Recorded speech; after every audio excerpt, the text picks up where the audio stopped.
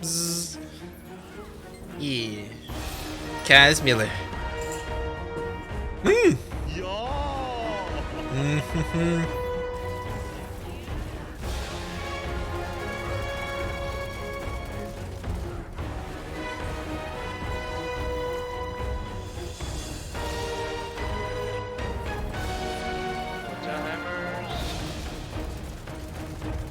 Hey, watch out my laser! Watch out my laser! Stop moving with that laser! Yo! Yo!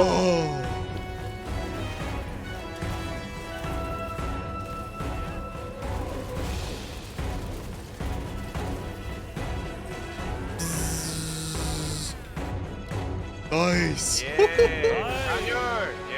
Hello everyone, today we're taking a look at a Spec Crit Artillerist build with the Salvation Relic set. Also known as Wheelchair Artillerist, this has to be one of the most powerful builds in the game right now, simply due to the insane burst damage you can apply with your turret when you have the firepower buff to level 3. Combined with the fact that your skills don't even require positionals, it can be very easy to apply a lot of damage when you have good knowledge of the fights. But that's the key thing. Good knowledge of fights and general game sense is key to making this build work exceptionally well. But do you know what other game uses turrets exceptionally? Defend the Bits, a PC tower defense game brought to you by PlaySide Studios, developed by an Aussie dev team. I actually played about a dozen hours of this game and it's actually pretty fun. It's just released in early access and I've already put in about 24 hours. The artwork is really cool, the sound effects and animations are really satisfying, and there's a nice sense of progression in unlocking different units to make some of these levels really interesting. As far as I can tell, there are no microtransactions to unlock any of the units or levels, and it's a full-on buy-to-play game so far. I highly recommend you give it a go. I'll put the links down in the description. Okay, Wheelchair Artillerist. So I guess the main concern with Wheelchair Artillerist is that people might be concerned with like the lack of swiftness. This might be really hard to play in Legion raids, but actually it isn't too bad. Once you get to 1460, you've got all the supports running the Yearning set. So you constantly have this like 10% attack speed, movement speed buff, like this set right here, constantly moving at 10% movement speed, and it actually feels not too bad in raids once you're with a dedicated support that has this set. So don't worry about the lack of swiftness. It's actually not too bad. And also you're very tanky. I believe your armor and HP coefficient is slightly higher than other hunters, and also you've got this chonky shield, 24-second cooldown with level 4 tripod here. You can get it even lower if you get that to level 5, and with a level 7 cooldown gem too. So, and don't forget when you go into turret, you get another shield. So yeah, really chunky, tankiness, really big damage. And don't forget you can also spacebar now.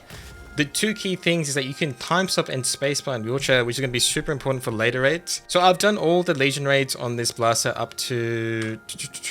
I've done all the raids, so Volton, Vicus, Kukul Satan, and then Belshazzar 1 to 4. So it was perfectly playable on all of them. I'd say the two problem raids would be some parts of Kukul Satan and some parts of Belshazzar Phase 3. But 1, 2, and 4 were all perfectly fine with Wheelchair Artillerist. Even though it feels really slow, you'll be fine with that Yearning set bonus from other supports. And again, you got all that shield as well. So let me just build up the gauge here. Again, I'm using Salvation set.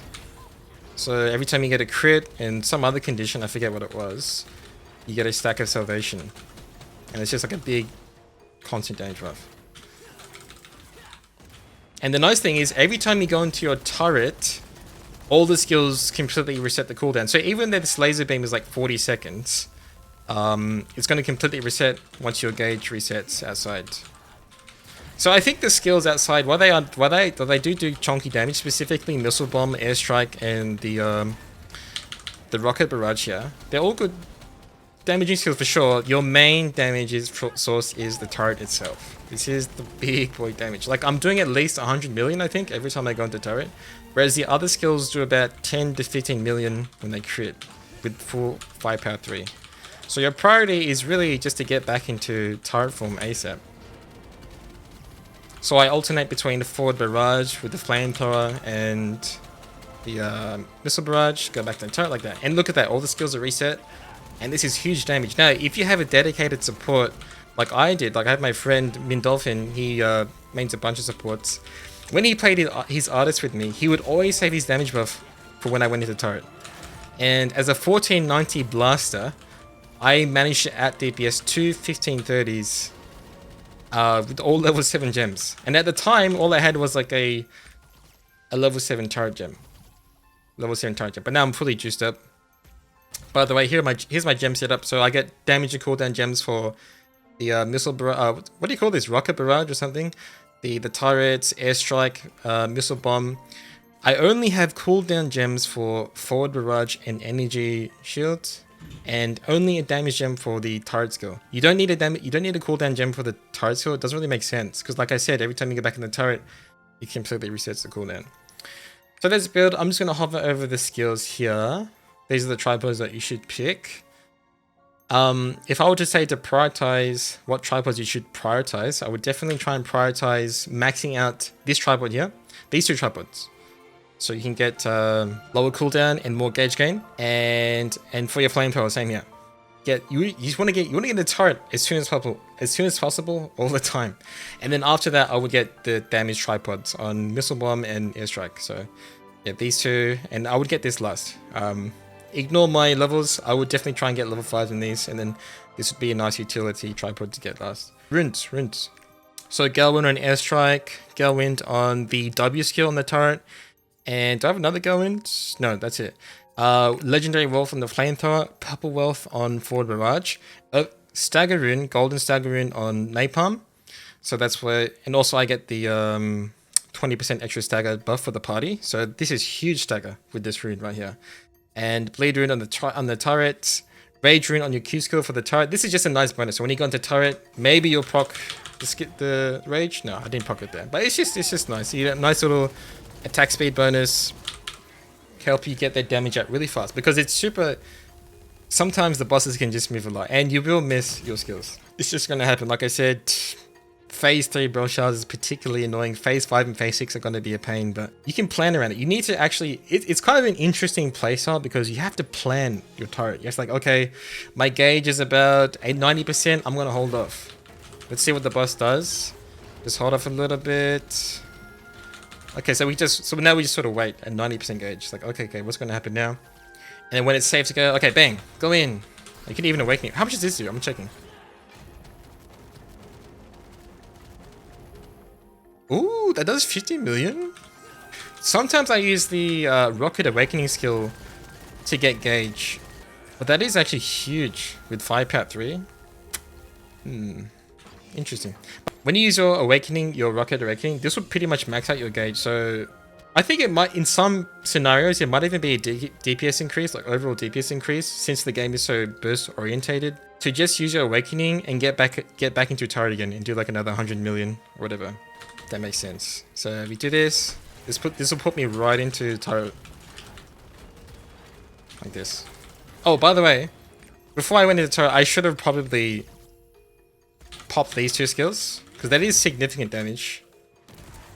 Yeah, it's still worth, if that crits, that's at least 20 million right there.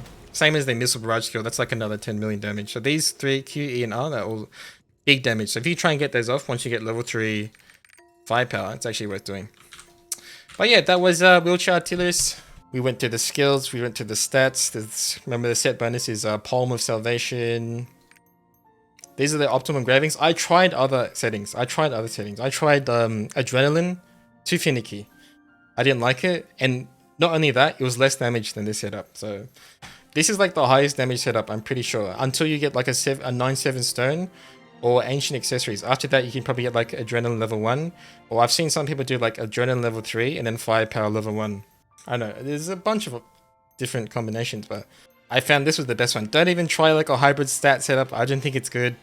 You end up just doing less damage and the cooldown reduction doesn't mean anything, I think. Thanks for watching. Thanks for listening, guys.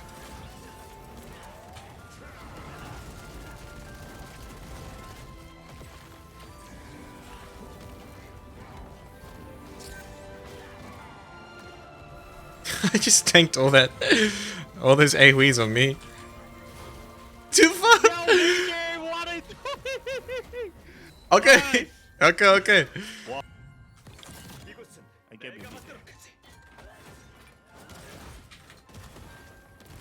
Okay.